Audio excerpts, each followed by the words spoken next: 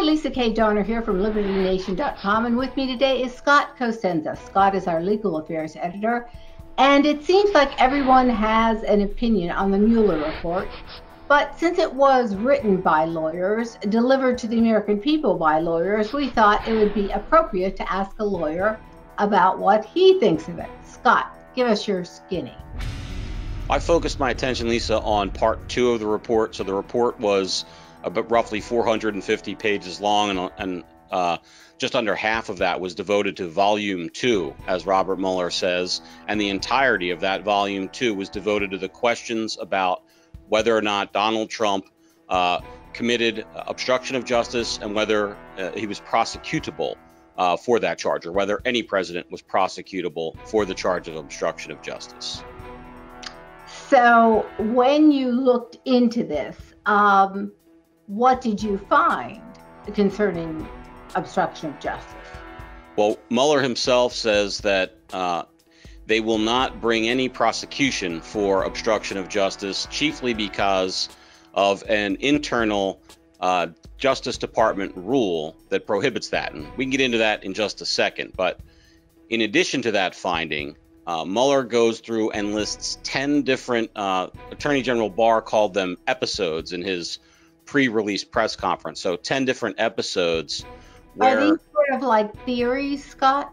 Well, they're events that then Mueller examines under a obstruction of justice framework. So, for instance, the firing of James Comey is one of the 10 incidents or events that he examines, and he does a very detailed, you might say exhaustive, recitation of the various facts involved, and then applies those facts to an obstruction analysis, determining whether or not a person, the president, would be prosecutable for obstruction in this regard. So it's an interesting way to lay it out by saying we can't prosecute for obstruction, but these are 10 things that, I mean, he doesn't say these words, but may be prosecutable for obstruction. It's been called by someone that I've seen a roadmap to impeachment. And I mean, if it is— that was by Dana Bash and friends over on CNN. Yes, and if that's true, this is sort of a station-way rail map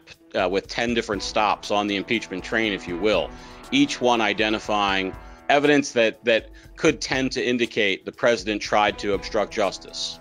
Scott, so why did you say that Mueller could not bring obstruction of justice charges? Well, Mueller cites the prosecutor's manual, or basically the decision guide that U.S. attorneys are subject to for making their decisions.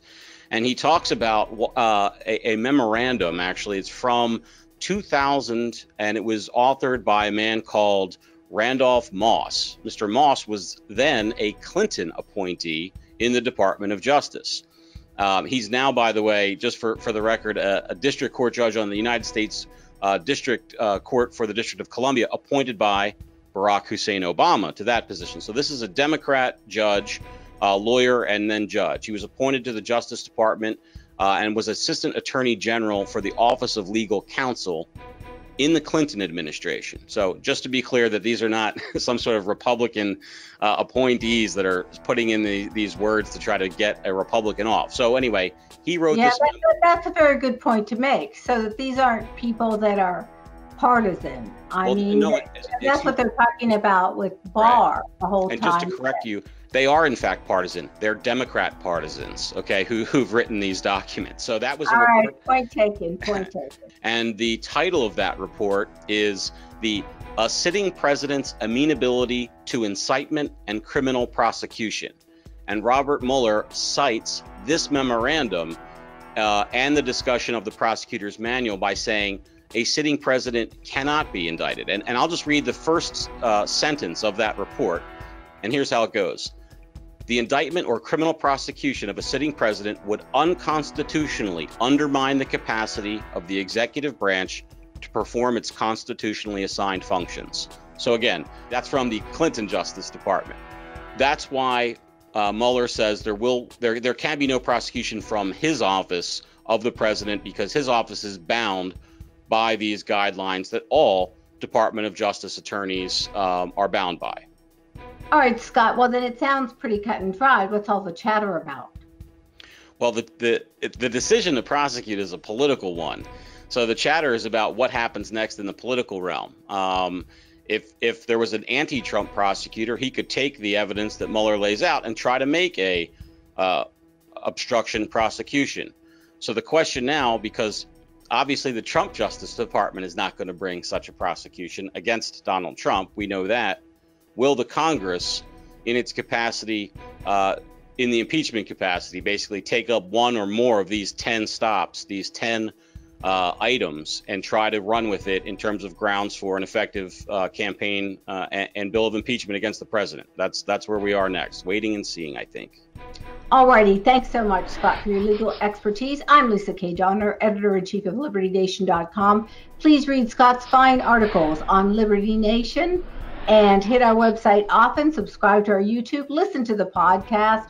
We've got lots of videos. Just dial in to LibertyNation.com because truth is making a comeback.